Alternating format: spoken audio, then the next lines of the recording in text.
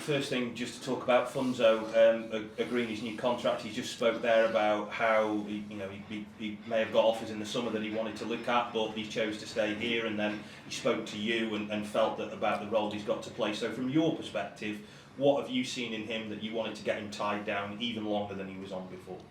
I think it's great news for the football club first and foremost to tie down one of your senior players for a longer period of time. I think his professionalism on and off the pitch is incredible. I think for someone of his age, he's in incredible condition. He came back in pre-season, absolutely flying. I think last season his season was interrupted by certainly the long-term hamstring injury he picked up at Peterborough, and he showed flashes of his quality and what he's capable of.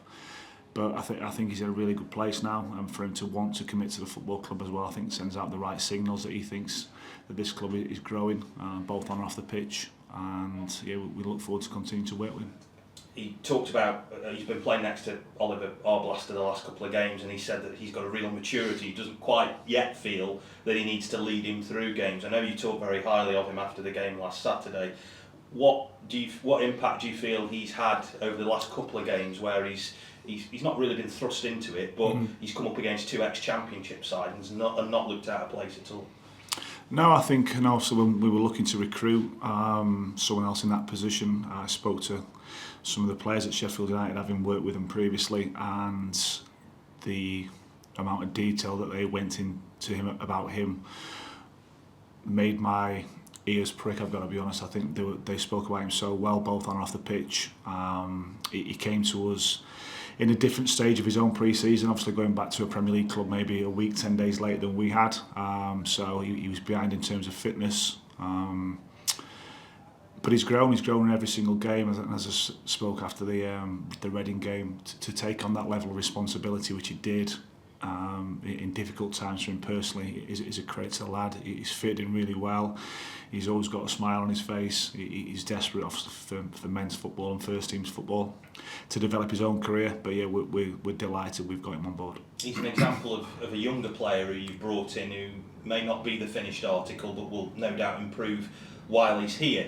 Is that something that you're really keen on? Because there are quite a few younger players out there now, loanees or permanents. Is that something you're really keen on, to take some of these younger lads and try and develop them as better players, both for the football club but also for them as well?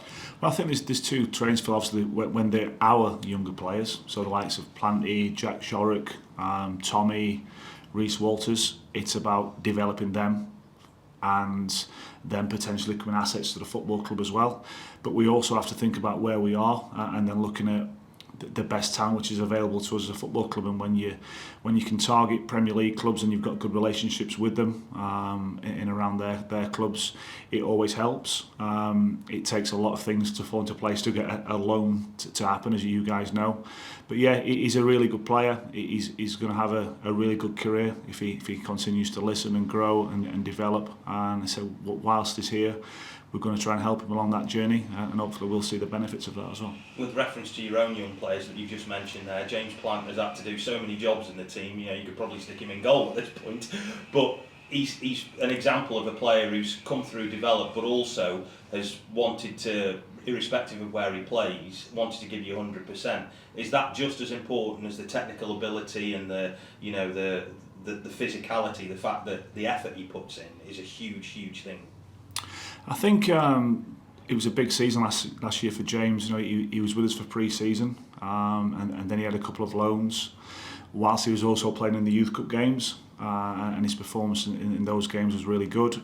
He then got an opportunity in the first team at the end of last season and took it, and James's performances on a Saturday or a Tuesday night are just an exact replica of what he does Monday to Friday, which is no coincidence. So yeah, he's a great kid, and again, similar to Blaster, keep learning, keep listening, and he'll keep continuing to grow. In a broader sense, the last two games as well, you've been really solid, you've kept going, you've looked a lot fitter at times as well, that you've been able to keep going to 90 minutes.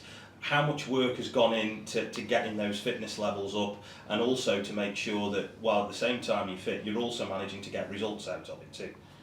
Yeah, it was a massive emphasis of the pre-season we put together. Last pre-season was really difficult to to organise and plan for, because it was so short. And you're trying to be ready for the start of the season without playing much game time, without having a lot of training time. So this year's obviously been different. We had a 6-week pre-season all mapped out after the last game of the season, how we're going to increase the volume and the intensity of training, the high speed running the players had to be capable of doing, and that was a massive part of the recruitment as well, that players were able to cover distance and were athletic and can run at high speed. So we look in a good position from that point of view. I think from me picking teams and rotating things, there's obviously areas of the squad and the group who have to be more wary of injury through their own history. But yeah, whoever's been on the pitch has looked fit, they've looked fresh, and they're giving everything. Let's talk about the top end of the pitch, because I know you've deployed different people in different roles and everything. Has that A, been difficult, and B, are you still looking for maybe an extra dimension at the top end of the pitch to try and just change the way that you can operate? I think we've got flexibility within the players we've got.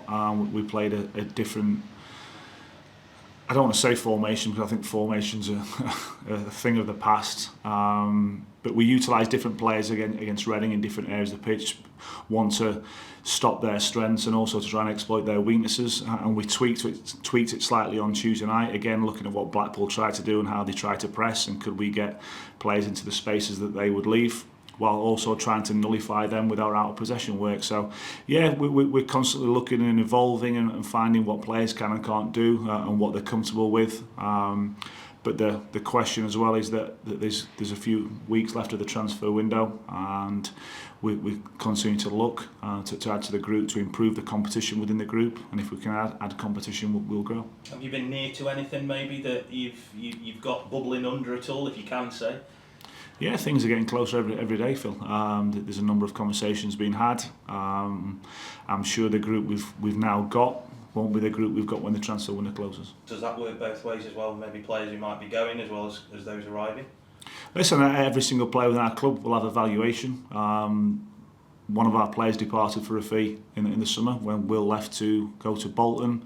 Funds has had interest in him, and there's obviously all other questions being asked about players, and if the club gets a suitable offer and we all think it's the right thing to do, that's what will happen. In terms of this Saturday then, it's another team that's got aspirations of being in the top six. It's another team that's been in the Premier League.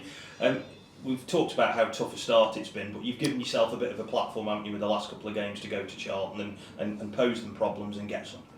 Yeah, our last 3 performances have been really good. We've shown that resilience to keep 2 clean sheets.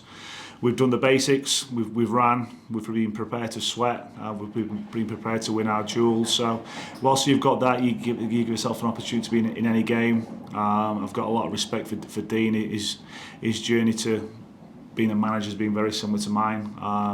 He obviously at Bristol City and has been assistant at a number of clubs and then managed Bristol City, and now he's back in charge at Charlton. So yeah, top guy.